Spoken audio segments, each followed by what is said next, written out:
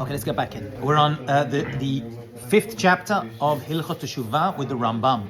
And the Rambam is going to give I don't know why he waited this long to make this extremely important point when it comes to repentance. He's going to talk about free will and how free will, or in Hebrew, Bechira, although he calls it Reshut, which means permission, is given to everyone. Reshut L'chol Adam Netuna. Every single human is given Bechira, free will. Bonjour, welcome. Everyone is given free will to make moral and ethical decisions. Now, there seems to be a contradiction because we saw in the Parshiot that Hashem hardened Pharaoh's heart. So how can it be? If he hardened his heart, then we don't have free will. There seems to be a major contradiction from the Torah itself. So there's many answers to this question. The main answer that is given to this particular question is it's true that we still have free will. The rule still holds. We have Bechir, we have free will.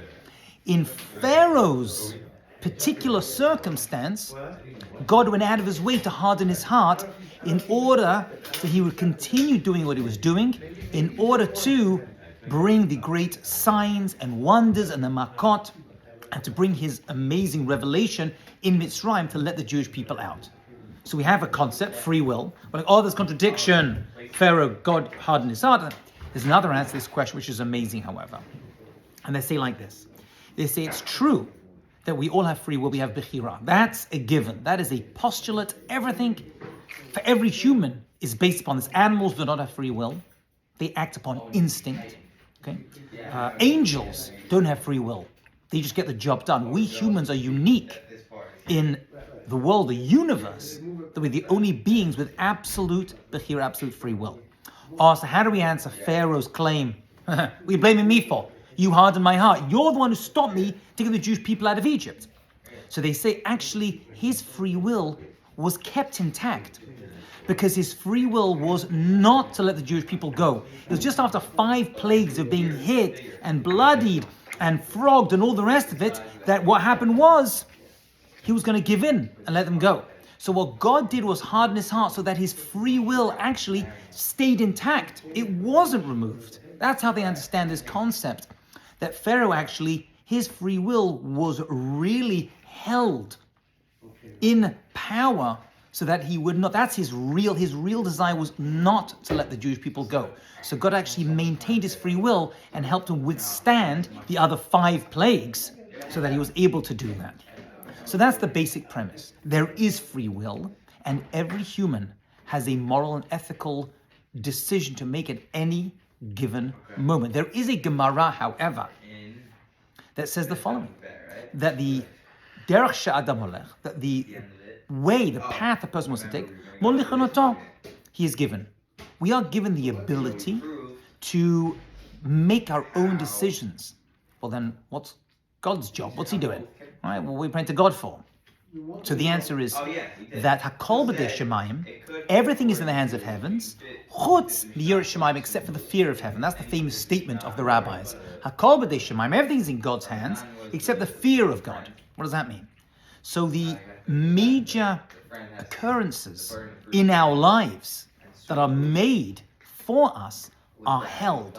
How we react to them is up to us. Our free will then is one very small window of moral and ethical decisions based upon what happens to us. So what God does to us, right? That deal you have coming up, right? You were just like doing business, you were telling me, and you're trying to do a business deal, whether you were going to buy or sell or be successful was in God's hands. How you react to that success or that failure, as it were, is up to you. So we have the ability, and we are expected to make good moral choices based upon our successes or failures. That is free will. Without free will, we are nothing. If there's no free will, then we can't be held responsible for our bad actions, and we can't be rewarded for our good actions. It's all based upon this key concept. Imra latot. If a person desires to turn himself into a bad person, l'derech tova, or they want to choose good things, liot tzaddik, a righteous person, harashut biyado. They are absolutely given the ability to make their own decisions. As we said, angels do not have that. A malach just gets the job done. They are spiritual robots. Angels in Judaism, it's going to sound weird. We're not so impressed by them. I know in other religions, they make a big deal out of them, right? Oh, he's an angel, she's an angel. We're not so impressed with angels. You would have thought, what are you talking about? Right? It's the biggest compliment you give someone. He's such an angel. She's such an angel, you know? Well, it depends which angel. Not all angels are good. Right? We have to know that even, in a sense, the Satan, right? Satan is also a form of angel which has a job to do, right? Of leading us towards bad decisions. Why is this? What is it about an angel, a malach, that we're not so impressed by per se? I mean, we need them, we use them, and God is going to bring his attributes into this world via angelic beings. Sometimes we see them, sometimes they come disguised, like the days of Abraham. Remember, we had 3 malachim who came as 3 passing traders. Right? Remember those guys? They came in order to, and like something, Yaakov is going to use angels to send messages to Esav. And if they were doing it, it's probably happened many, many times. I mean, it could be right now. There is an angel right now in this synagogue, walking around somewhere. You wouldn't know. Okay, even the guise of mankind. So why are we not? Because in order to become a spiritually great person, you need to be tested and challenged. And angels are not tested and they're not challenged. Angels have no way of improving themselves. That's why we always say angels have 1 foot. Right? They're not like humans. We are, right, bipedal. We have 2 feet to walk along because we are people of growth, of movement.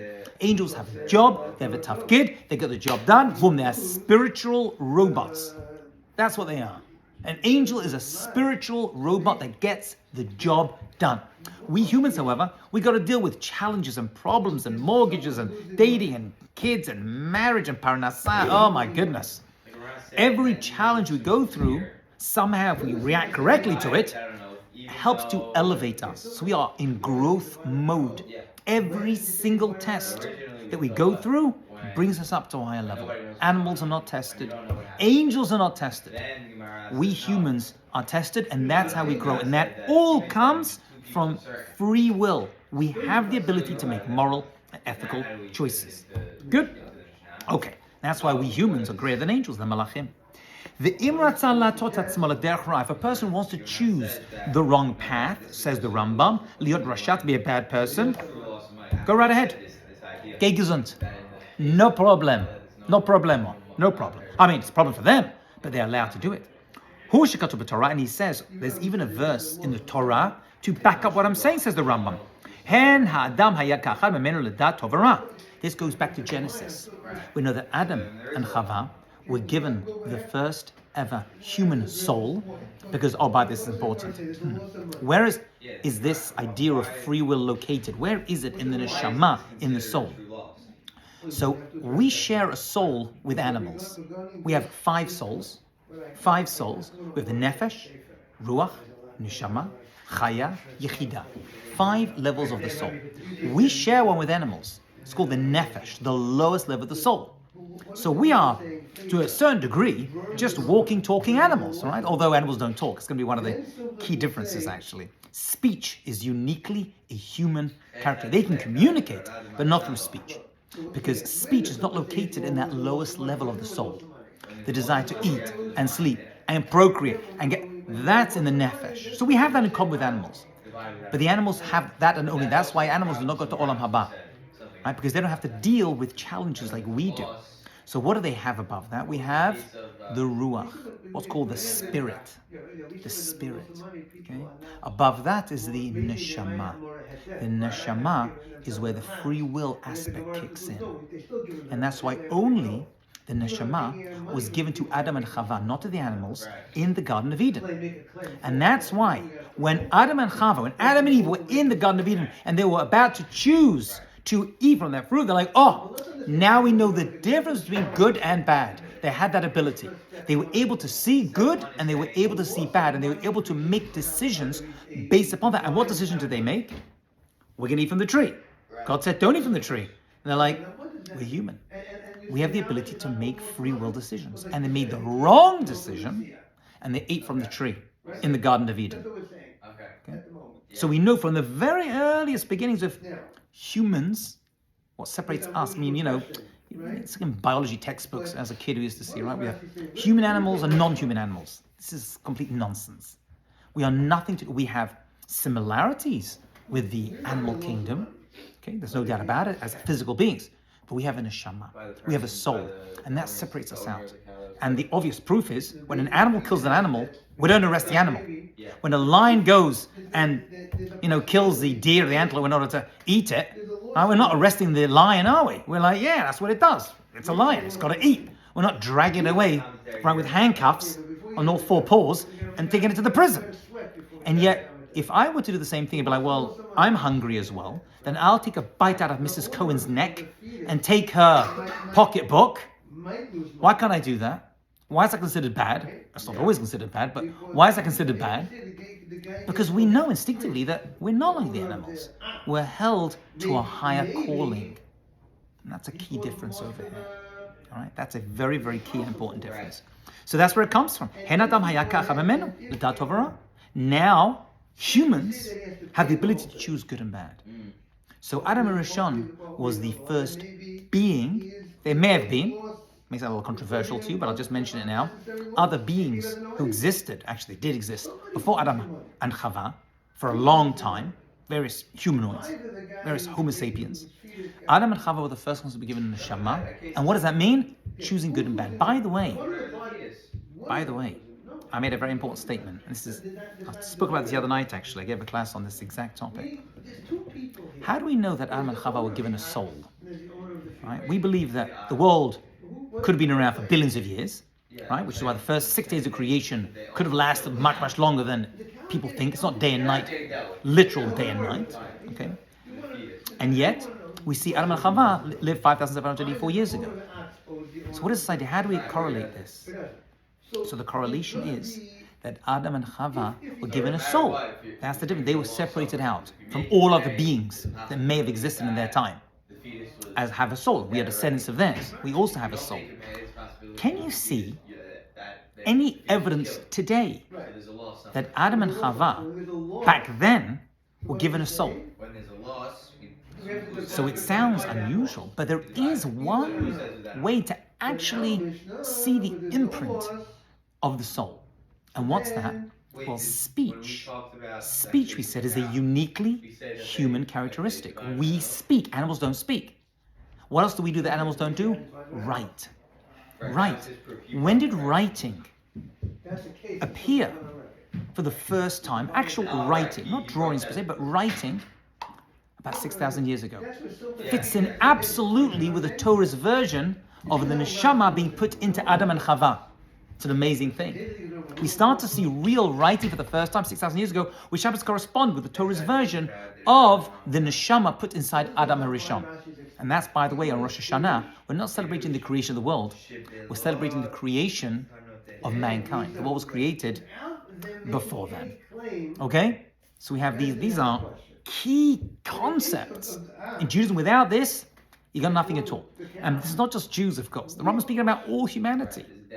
Okay? Everyone has free will. Klomar, as if to say something. The Rambam is going to clarify what that pasuk is saying.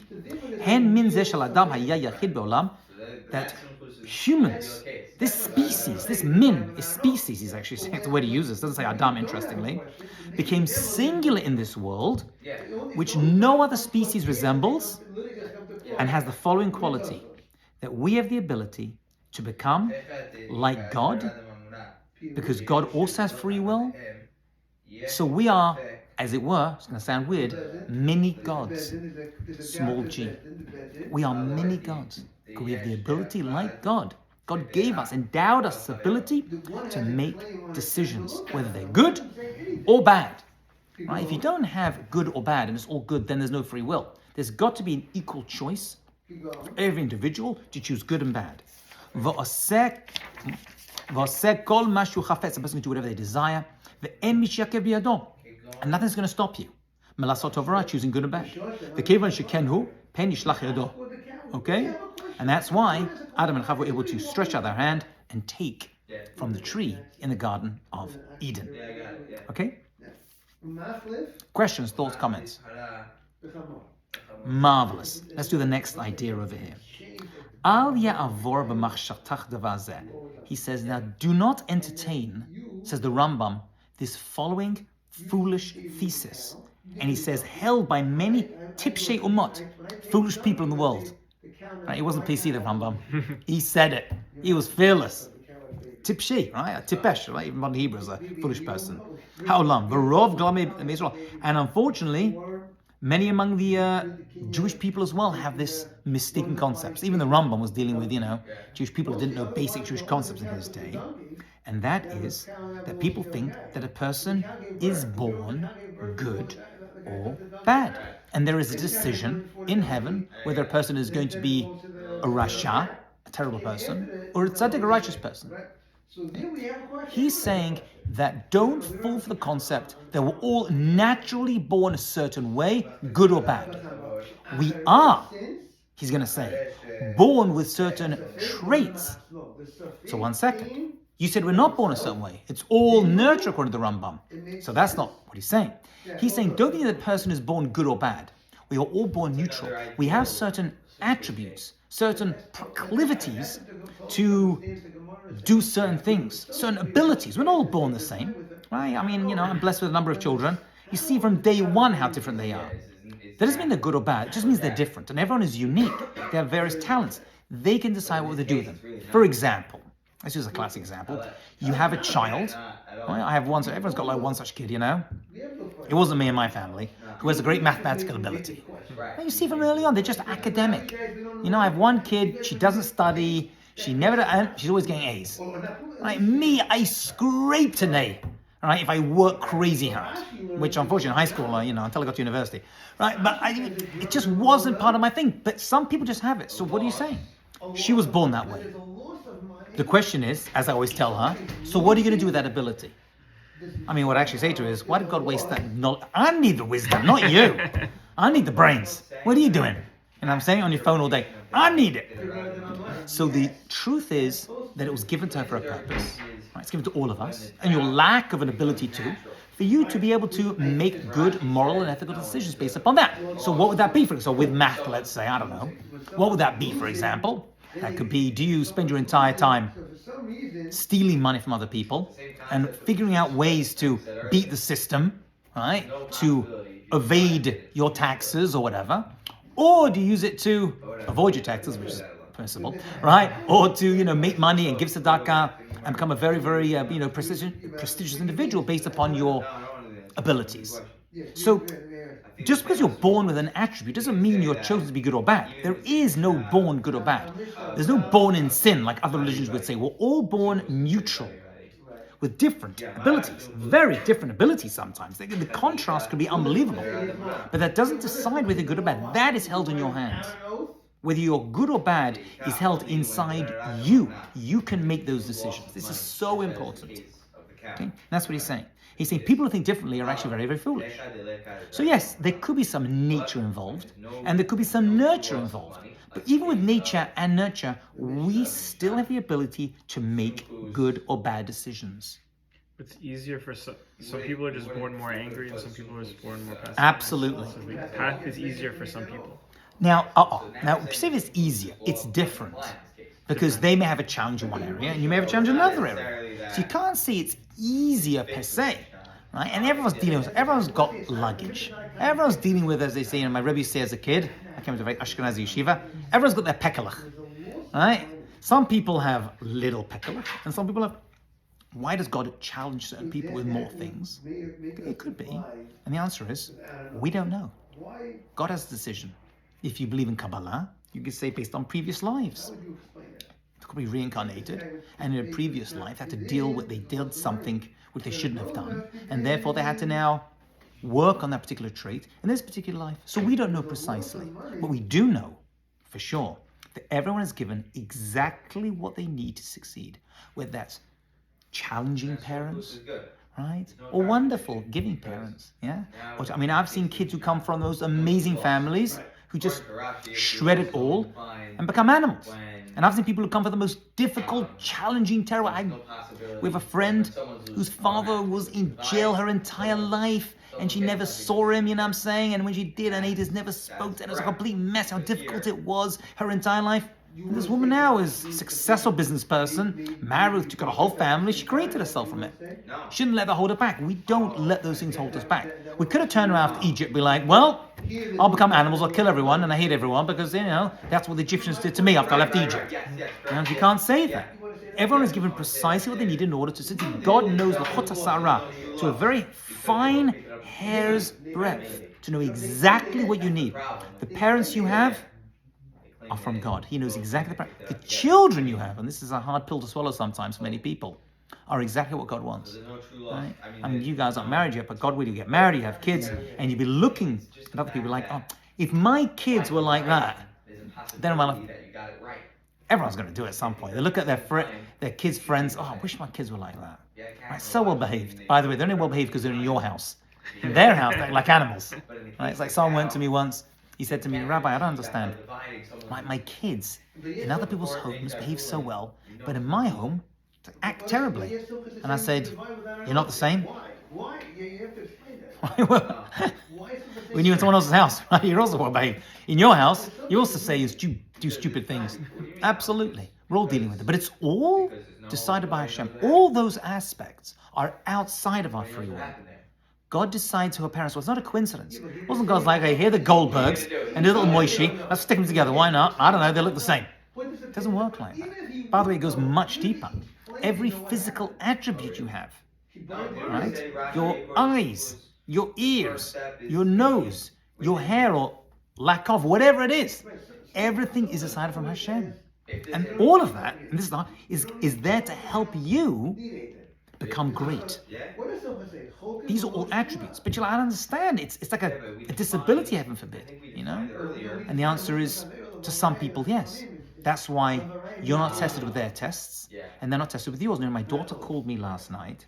She's studying in Israel, and they brought a lady who has ALS to come and be there with her. At this point, she can barely speak, but they brought someone with her, and they played videos, and she met the students over there. She's in a terrible condition. And the kids were very upset. Right? It was a very difficult thing to see someone with such a terrible condition.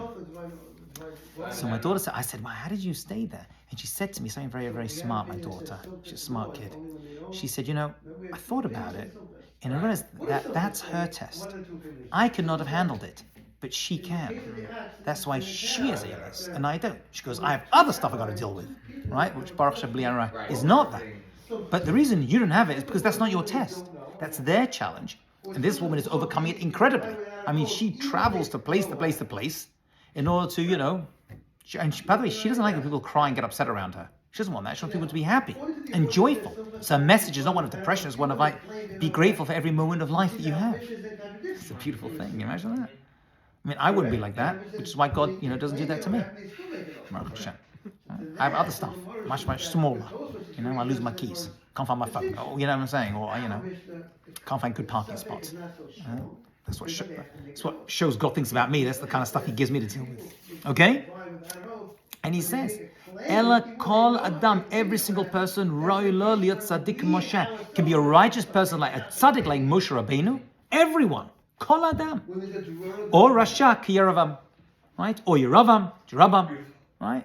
You could be an evil person like him. Everyone has free will to be like Moshe. Moshe Rabbeinu is the most enlightened person who ever lived on the earth.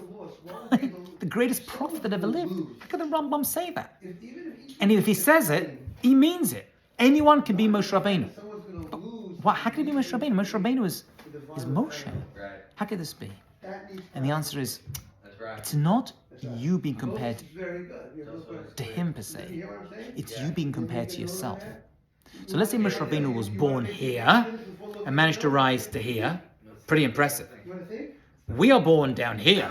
We can rise to here. It's the gap between. We could be like Moshe Rabbeinu. There's probably people who are greater than Moshe Rabbeinu. They never became as good as prophet as him because he was at a high level. But in terms of beating your PB, your personal best, that's the key over here. You're not being judged compared to other people. You're being judged compared to yourself, which is very, very scary. It's much scarier to think that you're not being compared to other people. No one's going to turn around to be like, why wouldn't you, There's a famous story. There's a famous story about someone called Reb Zusha. One of the great, I think, Hasidic leaders. Right? Hasidim always seem to quote him. And they said to Reb Zusha, he was about to leave this world, and go to Shemaim, and they said, what are you afraid of? And he says, I'll tell you what I'm not afraid of when I get to heaven. The people are going to say, Zusha, why couldn't you become like Moshe Rabbeinu? I was like, Moshe Rabbeinu? Who could be Moshe Rabbeinu? He was the greatest prophet that ever lived. I'm not concerned about that comparison. Or they may turn around to me and be like, Zusha, why couldn't you be like Aaron, the high priest? Aaron, the high priest? Why can't you be like Esther? Esther Hamalka? I mean, she was such an incredible individual, saved millions of Jewish lives. I'm not concerned about that comparison. What I am worried about is when they say to me, Reb Zusha, why weren't you Reb Zusha? Why weren't you the best version of yourself? Now that scares me. Because compare leads to despair. So if you try to compare me to someone else, that's going to be a despair, and that I don't want to deal with. But me being compared to my own personal abilities, that's scary. That's what worries me. Am I the best version of myself? Because everyone has an ideal image of what they're meant to become. Right? And that's what he was terrified about. And we should be too. Okay, let's just finish off the halacha. Let's bit more over here. Or chacham or sachal, a person can be a wise person or foolish person, or a merciful or achzari or cruel, ikle or shawa, right? Anything. V'ken shah koladat, and so true all the character traits. You have the ability to choose which one you want to be. That's your decision. Okay, I'm going to stop over there, but I want to mention in the Rambam, but I want to mention one last thing. Where does this come from, by the way? Where does this come from? I might share something wild with you.